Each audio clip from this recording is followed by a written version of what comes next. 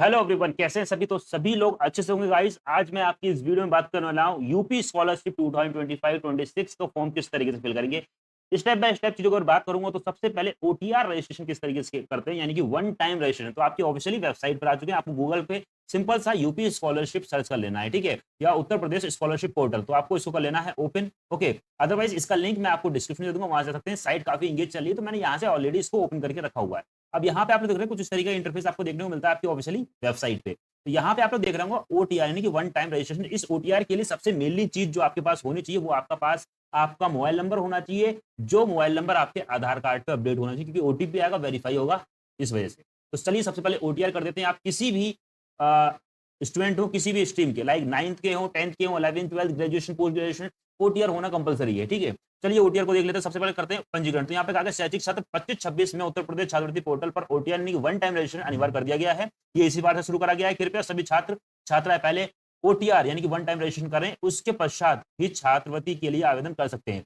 तो ये प्रोसेस करना कंपलसरी कर दिया गया है। काफी इंपॉर्टेंट प्रोसेस है, कोई भी गलती नहीं होनी चाहिए। एक गलती हो जाएगी तो आगे करेक्शन में बहुत समस्या आ जाएंगी। तो चीजों को स्टेप बाय स्टेप देखिएगा, वीडियो को आराम से देखिएगा। चलिए सबसे पहले स्टार्ट करते हैं। तो पंजीकरण यानी कि तो गाइस जब आप ओटीआर का फॉर्म फिल करेंगे तो कुछ इस तरीके का आपको इंटरफेस देखने को मिलेगा। इसमें सिंपल सा सारे इंस्ट्रक्शंस को एक बार पढ़ लीजिएगा, क्योंकि इसमें जो मेनली इंस्ट्रक्शन से जो बात करते हैं, मैंने स्टार्टिंग में बता दिया था। मोबाइल नंबर आपका चाहिए जो कि आपका आधार कार्ड से होना चाहिए, क्योंकि यहाँ पे ई केवाईसी आपकी होगी, उसके अंदर फिर आपका एक ओटीपी आएगा, फिर सी होगा। तो यहाँ पे हम कर देते हैं सारे इंस्ट्रक्शंस को हमने पढ़ लिया है, उसका कर देते हैं आगे प्रोसीड।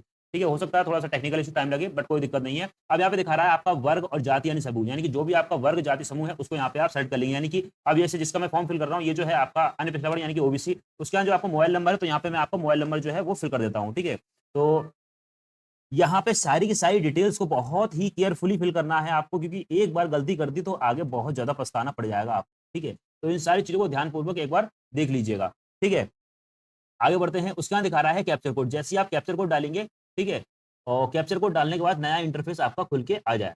ओके, तो यहाँ पे मैं कर दूँ जनरेट ओटीपी। जैसे जनरेट ओटीपी करूंगा तो ये जो मोबाइल नंबर फिल किया है यहाँ पे ओटीपी पहुंच जाएगा, यानी कि इस मोबाइल नंबर पे ओटीपी पहुंचेगा। ओके, तो यहाँ पे दिखा रहा है ओटीपी सेंड सक्सेसफुल, यानी कि ओटीपी जो है वो सेंड हो चुका है, ठीक है। अब थोड़ा सा टाइम लगेगा क्योंकि ओटीपी को हमें यहाँ पे डालना पड़ेगा। तो यहाँ पे दिखा रहा है ओटीपी, तो यहाँ पे आपको डालना पड़ेगा ओटीपी। उसके बाद दिखा रहा है कैप्चर कोड, उसके बाद वापस से आपको यहाँ पे कैप्चर कोड डालना है, फिर वेरीफाई ओटीपी करना है। ओके, तो इन सारी चीज़ों को करना। तो यहाँ पे मैं जो ओटीपी है उसको मैं फिल कर ले रहा हूँ, ठीक है। ओटीपी फिल करने के बाद में आपको जो कैप्चर कोड है इसको वापस से आपको यहाँ पे डालना, ठीक है। कैप्चर कोड को और ओटीपी को बहुत ही ध्यानपूर्वक डालिएगा, ठीक है, अदरवाइज गलत हो जाएगा तो कहीं ना कहीं समस्या का सामना आपको करना पड़ेगा, ठीक है। चलिए आगे बढ़ते हैं और इसको मैं कर देता हूँ वेरीफाई ओटीपी, ठीक है। जैसे मैं वेरीफाई ओटीपी क्लिक कराऊंगा उसके बाद में यहाँ पे दिखा रहा है ई केवाईसी। अब यहाँ पे आधार नंबर जो है वो डालने के लिए आ गया है, ठीक है। आधार नंबर डालने के बाद में फिर वापस से मेरे को यहाँ पे कैप्चर कोड डालना पड़ेगा, फिर सबमिट करना पड़ेगा, ठीक है। तो चलिए फिर मैं आधार नंबर एक बार पुट कर देता हूँ, ठीक है। उसके बाद में आगे का प्रोसेस हम देखेंगे। सारी चीज़ों को स्टेप बाय स्टेप बता रहा हूँ, तो कोई भी गलती आप लोग मत करिएगा। ओके, आगे कैप्चर कोड को मैं यहाँ पे फिल कर लेता हूँ, ठीक है। कैप्चर कोड को फिल करने के बाद में मुझे वापस से करना पड़ेगा सबमिट। जैसे सबमिट करूँगा तो आपका यहाँ पे ई केवाईसी हो जाएगा। ओके, कई बार आप सभी के लिए इस तरीके का एक नोटिफिकेशन आएगा, उसको ध्यान से पढ़ लीजिए। हम यहाँ कहा गया मैं आधार संख्या धारक भारतीय विशिष्ट पहचान प्राधिकरण के माध्यम से जनसंख्यीय एवं आधार ओटीपी यानी कि अधि प्रमाण का उपयोग अनुसूचित जाति, अनुसूचित जनजाति, सामान्य वर्ग, पिछड़ा वर्ग, अल्पसंख्यक वर्ग छात्रवृत्ति और शुल्क प्रतिपूर्ति ऑनलाइन प्रणाली उत्तर प्रदेश योजना के में करने हेतु अपनी सहमति प्रदान करता हूं। मैं आधार अधिनियम के अंतर्गत, यानी कि सारी धारा वगैरह दी, यानी कि इसके अंतर्गत मैंने जो भी डाटा दिया वो सारा का सारा सही दिया। ये चीज यहाँ पे बात करिए, यानी कि एक टर्म्स एंड कंडीशन को अप्लाई करवाएगा। जैसे आप ओके करेंगे उसका वापस से आपको यहाँ पे करना पड़ेगा सबमिट। अब यहाँ पे जो है आपका डिजी लॉकर में पहुंच चुका है, ठीक है। अब एक बार आपको अपना मोबाइल नंबर यहाँ पे डालना है और डिजी लॉकर से चीजों को आपको लॉग इन करना पड़ेगा, ठीक है। तो सारी चीजें स्टेप बाय स्टेप बता रहा हूँ, ठीक है, और लाइव बता रहा हूँ ताकि आपको कोई भी समस्या का सामना ना करना पड़े। और जो अगर आपको किसी भी समस्या का सामना करना पड़ रहा है तो आप नीचे दिए गए नंबर पे आप कॉन्टेक्ट कर सकते हैं। उस नंबर से आप डायरेक्ट हमारे द्वारा भी अपना काम करवा सकते हैं। जो भी नॉर्मली चार्जेस रहते हैं उससे आप अपना काम आपका काम हो जाएगा। यहाँ पे 6 डिजिट पिन बता रहा है डिजी लॉकर का। तो इस बच्चे की जिसका मैंने डाला है तो पहले से ऑलरेडी अकाउंट बना हुआ था तो वो दिखा रहा है। अदरवाइज तो अगर आप लोग पिन भूल गए हैं तो आप डायरेक्ट आधार नंबर में डाल के फॉरवर्ड पासवर्ड भी कर सकते हैं, ठीक है। तो हम आधार नंबर पे चलते हैं और यहाँ पे जो दिखा रहा है ये गलत दिखा रहा है। तो यहाँ पे मैं आधार नंबर जो है वो डालता हूँ और डायरेक्ट आधार से इसको लॉगिन करते हैं। ओके, तो जैसे मान लीजिए आपको डिजी लॉकर की आईडी पासवर्ड नहीं मालूम है तो कोई दिक्कत नहीं है, ठीक है। हम डायरेक्ट आधार से इसको करेंगे। ओके, थोड़ा सा टाइम लग रहा है तो कोई दिक्कत नहीं है, लेकिन सारी चीज़ों को स्टेप बाय स्टेप देखिएगा, उसके बाद में ही आगे का काम करिएगा। ओके, चलिए सारी चीज़ें ठीक है, मैं कर देता हूँ नेक्स्ट। जैसे ही आप नेक्स्ट पे करेंगे तो एक वापस से ओटीपी जाएगा, यहाँ दिखा रहा है Aadhaar number, enter your Aadhaar number, your session time out. अब यहाँ पे सेशन जो है टाइम आउट दिखा रहा है, ठीक है, कोई दिक्कत नहीं है। वापस से मैं आधार कार्ड से ही इसको कर देता हूँ एक बार। तो ये सारा का सारा प्रोसेस करने के बाद में, ठीक है, आगे के प्रोसेस को आप लोग देखिएगा। जैसे मैं इस पे नेक्स्ट पे करता हूँ तो एक ओटीपी जो है वो आपका जाएगा, ठीक है, ओटीपी आपका जाएगा इस नंबर पे। अब इसमें यहाँ पे दिखा रहा है लास्ट के 2 डिजिट यहाँ पे बता रहा है, जो आधार कार्ड में लगा हुआ था 7287। इस पे जो ओटीपी जाएगा यहाँ से, अब यहाँ से जब ये प्रोसेस आप कर लेते हैं तो आपका जो छात्रवृत्ति वाला यानी कि वन टाइम पासवर्ड का है, ठीक है, तो ये छात्रवृत्ति यानी कि जो रजिस्ट्रेशन आपने किया है, ठीक है, वन टाइम रजिस्ट्रेशन और डिजी लॉकर, ये दोनों आपस में लिंक हो जाएंगे तो फ्यूचर में कोई समस्या नहीं आएगी। जो भी डिजिटल चीजें लेनी होंगी वो डायरेक्ट डिजी लॉकर से आप ले सकते हैं। अपनी डिजी लॉकर की आईडी डालिए और काम कर लीजिए। इस वजह से ये प्रोसेस कर रहा हूं, तो इस तरीके से आप इन सारी चीजों को कर सकते हैं, ठीक है। ओटीपी में थोड़ा सा टाइम लग सकता है, तो थोड़ा सा वेट कर लीजिएगा, ठीक है, लेकिन चीजों को स्टेप बाय स्टेप ही करते जाइएगा, ज्यादा बेटर रहेगा, अदरवाइज कहीं ना कहीं समस्या का सामना करना पड़ सकता है, ठीक है। तो ये प्रोसेस में थोड़ा सा टाइम लग रहा है, बट कोई दिक्कत नहीं है। ओटीपी जो है वो आ चुका है, थोड़ा सा मैंने वेट किया आपके सामने ही, ठीक है। तो अब मैं वापस से चीज़ों को कंप्लीट करता हूँ। ओके, एक बार मैं क्रॉस चेक कर ले रहा हूँ सारी चीज़ें ठीक है कि नहीं। सारी चीज़ें मेरे अकॉर्डिंग यहाँ पे बिल्कुल ठीक है। अब मुझे करना है वापस से, अब यहाँ पे कोई अथॉरिटी मांग रहा है कि यानी आपके आधार कार्ड की अथॉरिटी वगैरह जो है, यानी कि ये सारी अथॉरिटी है, सारी का जो भी इनकी टर्म्स कंडीशन है वो आपने इनको दे दी है, ठीक है। इनके टर्म्स कंडीशन के अकॉर्डिंग सारा का सारा काम अपना कर रहे हैं, यानी कि सारा का सारा काम आपका जेन्युइन है। ओके, उसके बाद में अब ये वापस से 6 डिजिट सिक्योरिटी पिन यहाँ पे मांग रहा है, ठीक है। इसके आगे के प्रोसेस को देखते हैं हम यहाँ पे। तो चलिए फिर आगे के प्रोसेस को यहाँ पे देख लेते हैं। तो एक बार जो अगर चीज़ें नहीं समझ में आई तो आपको यहाँ पे फॉरगेट सिक्योरिटी पिन कर देना है। फॉरगेट सिक्योरिटी पिन में जो डीओबी होगी तो आपको डीओबी सेलेक्ट कर लेना है, ठीक है। तो यहाँ पे मैं डीओबी जो है वो सिलेक्ट कर लेता हूँ, ठीक है, और उसके बाद का प्रोसेस देख लेते हैं। और सारी चीज़ों को स्टेप बाय स्टेप करिएगा, ताकि किसी भी समस्या, बाकी किसी समस्या आती है तो आप नीचे दिए गए नंबर पे कॉन्टैक्ट कर सकते हैं। अब यहाँ पे दिखा रहा है 6 डिजिट सिक्योरिटी पिन, ठीक है। तो यहाँ पे अकाउंट विद 2 फैक्टर अथॉरिटी, यानी कि अब यहाँ पे आप सेट सिक्योरिटी पिन जो है वो आप सेट करेंगे यहाँ पे, ठीक है। तो हम सिक्योरिटी पिन अपने अकॉर्डिंग बना लेते हैं, ठीक है। तो हमने यहाँ पे सिक्योरिटी पिन अपना बना लिया है। ओके, आगे कर देते हैं इसको सबमिट।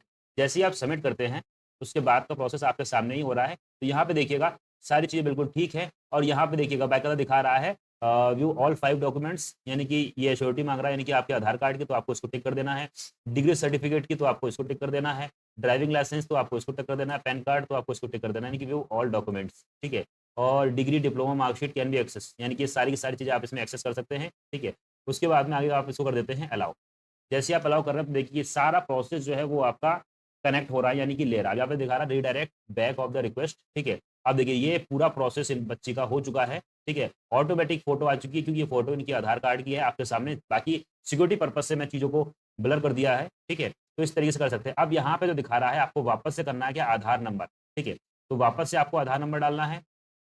उसके बाद में वापस से आपको यहाँ पे कैप्चर कोड डालना है और सबमिट कर देना। और एक बार यहाँ पे दिख रहा है वेरीफाई ई केवाईसी डिटेल, तो आपको यहाँ पे वेरीफाई करना पड़ेगा। तो यहाँ पे मैं वेरीफाई ई केवाईसी डिटेल को यहाँ पे एक बार वेरीफाई कर देता हूँ, ठीक है। उसके आगे का प्रोसेस आप लोग देखिएगा, स्टेप बाय स्टेप सारी चीज़ों को मैं यहाँ पे बता रहा हूँ, ठीक है। वीडियो 1% भी आपको अच्छी लग रही है तो वीडियो को लाइक कर दिएगा। चैनल पे फर्स्ट टाइम विजिट कर रहे हैं, चैनल को सब्सक्राइब करके बेल आइकन हिट कर लीजिएगा, ओके। तो यहाँ पे वेरीफाई ई केवाईसी डिटेल दिखा रहा है, तो मैं इसको वेरीफाई कर देता हूँ, ठीक है। आगे प्रोसेस देखते हैं। तो यहाँ पे आप लोग देख सकते हैं वेरीफाई ओटीपी।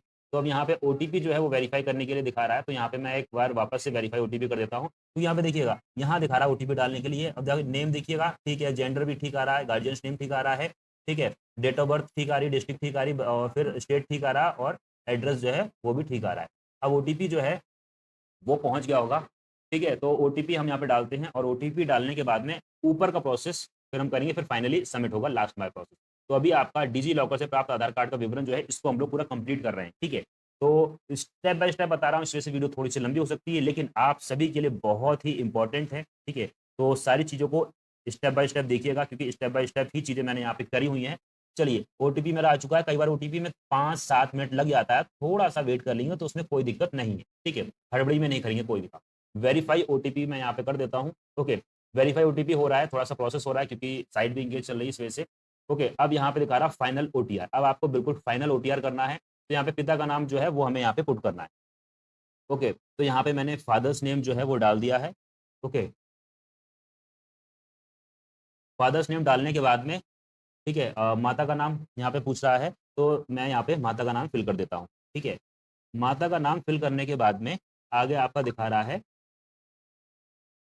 ईमेल आईडी, तो यहाँ पे मैं ईमेल आईडी जो है वो फिल कर देता हूँ। ठीक है, ईमेल आईडी जो है मैं यहाँ पे फिल कर रहा हूँ, थोड़ा सा टाइम लग रहा है बट कोई दिक्कत नहीं है। चीज़ों को स्टेप बाय स्टेप देखने में, करने में, बताने में से क्या रहता है कि गलती की कोई गुंजाइश नहीं होती है। ठीक है, तो यहाँ पे आपको ईमेल आईडी जो है वो पुट कर देनी है। ओके, ईमेल आईडी आपको पुट कर देनी है। ओके, तो यहाँ पे आपको ईमेल आईडी करनी पड़ेगी। 1 सेकंड दीजिएगा, थोड़ा-सा बस टाइम लग रहा है बट कोई दिक्कत नहीं है।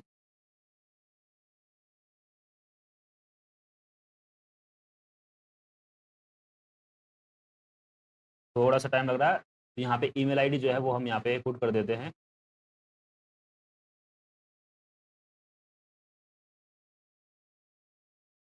चलिए कोई दिक्कत नहीं, हम यहाँ पे ईमेल आईडी एक बार डाल देते हैं पूरी। तो ईमेल आईडी क्या है उसको हम यहाँ पे फिल कर लेते हैं।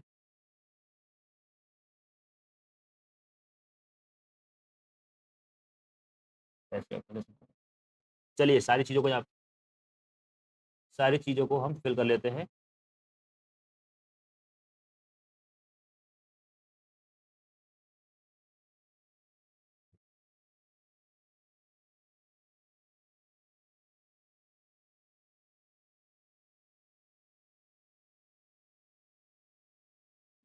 चलिए, एक बार मैं सारी चीज़ों को यहाँ पे फिल कर देता हूँ, मतलब ईमेल आईडी जो है उसको फिल कर लेता हूँ।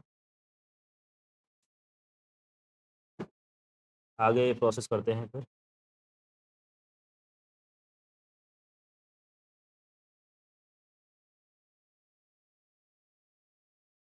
तो ये मैंने ईमेल आईडी यहाँ पे फिल कर ली है और ईमेल आईडी बिल्कुल ठीक है। इसको एक बार क्रॉस चेक कर लेते हैं सारी चीज़ों को।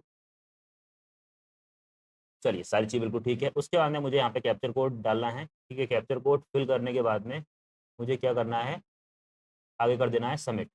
ओके, कैप्चर कोड फिल करने के बाद जैसे ही मैं सबमिट करता हूँ, तो कुछ इस तरीके का इंटरफेस खुल के आप सभी के सामने आएगा। तो ये आपका बिल्कुल फाइनल ओटीआर होने वाला है, यानी कि एक आपको वन टाइम रजिस्ट्रेशन मिल जाएगा, जिसमें फ्यूचर में जो भी काम करना है वो सारा का सारा काम आप इसी ओटीआर से आप करेंगे। थोड़ा सा टाइम लग रहा है क्योंकि साइट इंगेज चल रही है। अब यहाँ पे जो ओटीआर आ रहा है, ये ओटीआर कब सबसे ज़्यादा इंपॉर्टेंट है, इस नंबर को आपको नोट डाउन करके रख लेना है, फ्यूचर में हमेशा आपका यही ओटीआर काम आए।